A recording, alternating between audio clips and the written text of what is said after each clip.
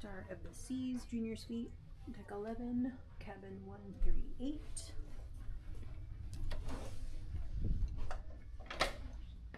Entering the room. We've never been in a junior suite on this particular class of ship. To the right, full-length mirror. And to the left, gorgeous bathroom. Immediately to the right, we have all kinds of storage, and oh my gosh, there are actually plugs in the bathroom. Super excited about this. There's some shelves down here. A couple of drawers that open under the sink. Because this is junior suite, we have some, Salt and Breeze lotion. And then a couple more shelves. Toilet. Nice tub. And then in the corner here, again, the Salt and Breeze shampoo, conditioner, and body wash. Exiting the bathroom. Immediately to the right, we have some storage here. There are a couple of power plugs, international and European. Drawer, breakfast menus. We have the Lavazza coffee machine. There is a chiller in here. It says that it is not a mini fridge, it is just a chiller over here.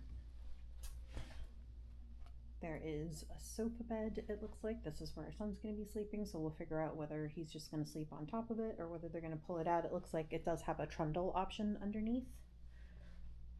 Nice little chair there. Bed. Moving over into the corner. Looks like these are the controls for the room. Smart controls. We'll see if we can figure out how to use them correctly this time so the room doesn't overheat.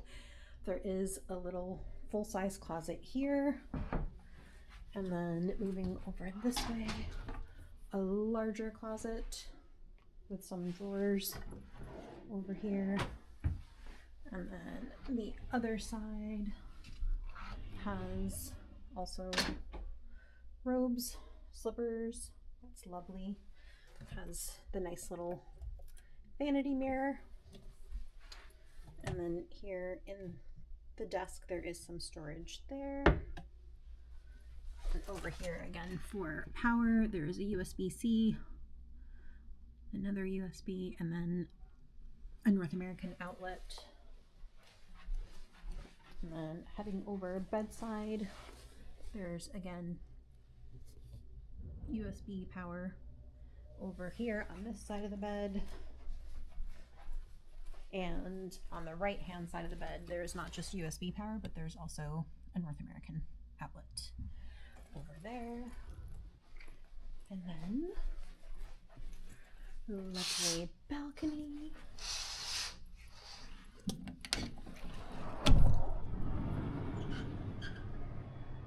Nice little chair and table over here, and then larger table and a couple of chairs there.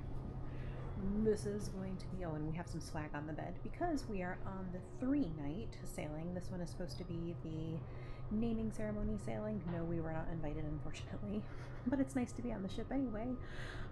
This is going to be our room for the next 3 nights, and then we are going to be switching over to a balcony cabin, so we'll be able to show you what that looks like after that as well. Hello, and welcome back. So we have tired now. Yes, Raj is going to be tired because we just came back from dinner. We have now been on the ship for,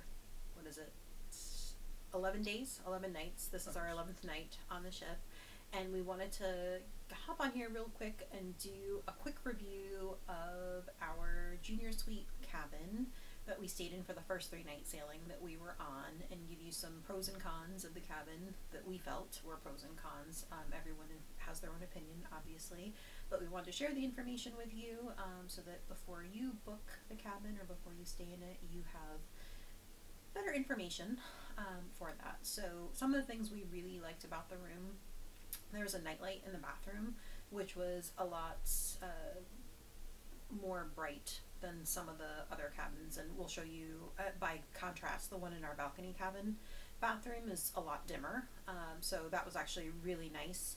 when Cole would come in from his nightclub activities at like 2 o'clock in the morning, he didn't have to wake us up by making sure that the bathroom light was completely on and that bright shock of light waking us up from sleep. So that was really nice. Another thing that we really liked, and don't mind me as I reference my notes here, we loved having the power outlets in the bathroom.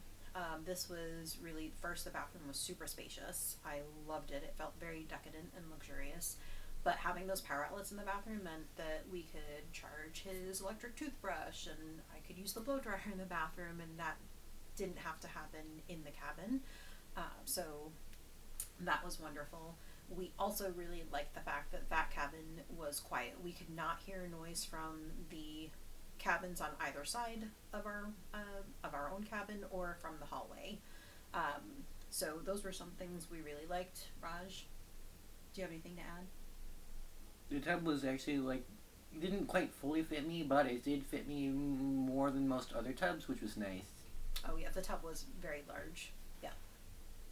I think the nightlight design was really amplified because the cabinets were all floating, so the cabinets didn't go to the floor.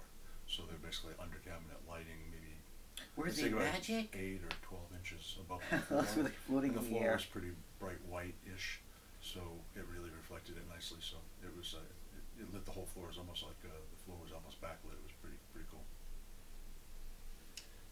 Now, some of the things that we did not like so much about the room is that, first, when the sofa bed is pulled out, there was no way for someone like me to get from my side of the bed on the opposite side of the room into the bathroom at night. So that was kind of problematic. Raj ended up sleeping on the sofa bed. So pack your depends. So pack your depends. Right. Unless you're under 20. So what, pee the bed if you're under 20? I don't know. No. If you're under 20, you're presumably able to climb over the bed. guys, off topic. Yeah. Presumably you're able to actually go over the bed. So, for those of my ladies who are perimenopausal or menopausal, if you know, you know, those 2 and 3 a.m. wake ups in the middle of the night for the bathroom trips, that becomes problematic in that configuration. So, Raj ended up sleeping on top of the sofa. They didn't end up pulling out the bed for him. I usually do that. It was, I prefer the sofa. It feels nice. yes, and thank you for doing that. And also then I don't have to like sit on the bed itself. I can just sit on the sofa with a little bit of extra padding. So, but for those people who might be considering staying in one of those junior suite cabins, and these are the ones that were in the forward part of the ship, so near the Aquadome area, because I know that they have some junior suites in the midship area, and I think that those might be the Sky Junior Suites. We were not in a Sky Junior Suite. It was just a straight up junior suite. So for anyone considering staying in those cabins, at least the one we were specifically in, if the sofa bed had been pulled completely out and you're planning to have 2 people sleep in that space, just be aware that the person sleeping on the far side of the room in this regular bed won't be able to get to the bathroom without climbing over people on the bed. Also, I haven't been paying attention. Have we mentioned the weird layout yet? We have not mentioned the weird layout. Raj did not like the layout of this junior suite. It's the first time we've stayed in a junior suite on this particular class. We were on the Icon last year in a Surfside, and we have not been back on an Icon class since then. So I like the Surfside suite. That one was nice. You did not like it. What do you mean? I liked it. Okay, well, we'll I especially liked my bed area. That one was nice. agree to disagree. I would suggest you go back and look at the video and your words you used. You kidding me? Did you see the thumbnail It's for been a that? long Did time. you see the thumbnail for the room tour? I looked so happy. 'Cause you were Remember sitting that on- one? 'cause you were sitting on a toilet. Yeah, That aside, your favorite location. I was very proud of that one. the way I appreciated the way the room was divided up, just because the desk and closet space was separated, but it did make the room feel smaller overall. And I mean, for all I know, the cabin could have been smaller.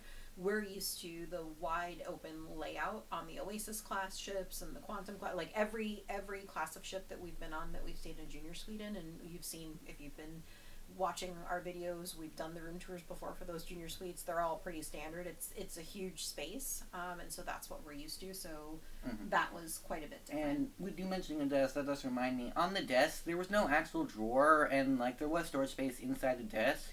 But to access it required you to have like most of the desk clear, which could be a problem for some people. Yeah. I think it was more of a makeup vanity where people could put their different tools and stuff, their makeups and different things underneath, and then close that and not have to worry about it. It wasn't a working sort of desk with a laptop and that sort. Right. Well, it's the only desk in the room, though. Because people do need that kind of space. Where else are they going to go? I think that junior suite would be quite fitting for somebody that was just a couple traveling. It'd be very comfortable, but with a third person and the bedding and everything else, because it does actually have a very nice sitting area, and the large format chair. I think we've only seen that in, not even that large, but was it Allure when we were in the two-bedroom Grand suite. I mean, that was the only sitting area that even came close to topping. Right. So some of the other things, because it was just a standard junior suite and not the Sky Junior Suite, we were not able to get access to Coastal Kitchen for that sailing. So we did try to go and make reservations, and it just did not work out. And so just be aware that given that it's a brand new ship, that there's a lot of people staying in suites on board, that you are highly unlikely to be able to secure dinner reservations by staying in just the standard junior suite, and be prepared for that. Another thing that we had a challenge with is when we were trying to unpack, I opened the closet door and it came off the track and fell on me, right? And so we tried to put it back. It didn't work. So we just moved it to the side, against the wall. We asked our steward to have maintenance come and fix it. They did, but it happened several other times. So we ended up not being able to use the closet really, just worried that it might fall off the track. And again, I think of maintenance, they probably fixed it, right? It just happened to be a function of the Well, timing. I looked at it a little closer, and it's very clear the frame wasn't installed flush. There was, a gap. To the wall. It wasn't, so I think it was just that. The other thing is a design flaw because of the drawers that pop out on the other end of it. If that's out just enough and you hit it, come back to it, it has a natural ramp just to pop it off the rail. So I think There's it's another gonna be smaller closet. problematic. There's another smaller closet with a door that's kind of situated in the corner. I like that one. Yeah, the hangers don't fit. They don't completely they in don't there. fully fit in there, but you can close the door. But Yes, you can stand in there. the I only like standing in closets other sometimes. note we had on that room is that our first night in that cabin was very uncomfortable. We had forgotten from being on the Icon last year that the temperature controls for air conditioning at night, if you have it set to anything other than morning, the air conditioning stops working overnight. So we ended up waking up, or I did, probably around 2 o'clock in the morning, and it was really, really hot in the room. When I checked the temperature, even though the temperature for the room had been set to 68 degrees, the temperature in the room was 78 degrees. So tried to figure it out and remembered the next day, oh yeah, we ran into this on the Icon, and there was something about we had to have it set to morning. So we figured that out, and we'll do a little walkthrough of how to set the temperature controls and include that, so anyone that happens to be staying in that type of cabin, or even we're in the balcony cabin right now and ran into the same thing, so you know what you need to do to make sure that your air conditioning works all night long. And yes, we did have the balcony doors locked because we know that that's also a factor, but this very much made a difference. But those were kind of the pros and cons of staying in that room. Would we stay in a junior suite again, if we could afford it? Absolutely, right? I mean, we loved having the extra space and the extra storage and all of that. I think for this sailing, for the Star, it was really a question for us of affordability, and do we want to stay for 4 nights on the ship in a full suite versus 7 nights in a junior suite versus 18 nights in a mix of a junior suite and a balcony cabin. And for us, getting as much time as possible on the ship was most important to us. So it came down to what could we afford to sail in for the longest amount of time, and this is where we ended up. We tried the junior suite and ended up staying in the balcony cabin for the rest of our sailing. Yeah. We learned that from Icon. The inaugural week was great, but it wasn't definitely not enough. It's a large ship. There's a lot to see, and there's a benefit to being in it a couple different sailings, just to see the rhythm of things, and it's preview, a lot of preview for shows, and pretty much everything's preview. We've noticed some little tweaks here and there that they're learning as they go.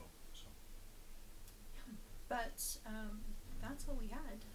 We hope that someone finds this helpful, and that if you're sailing on Star, that you have a wonderful sailing too.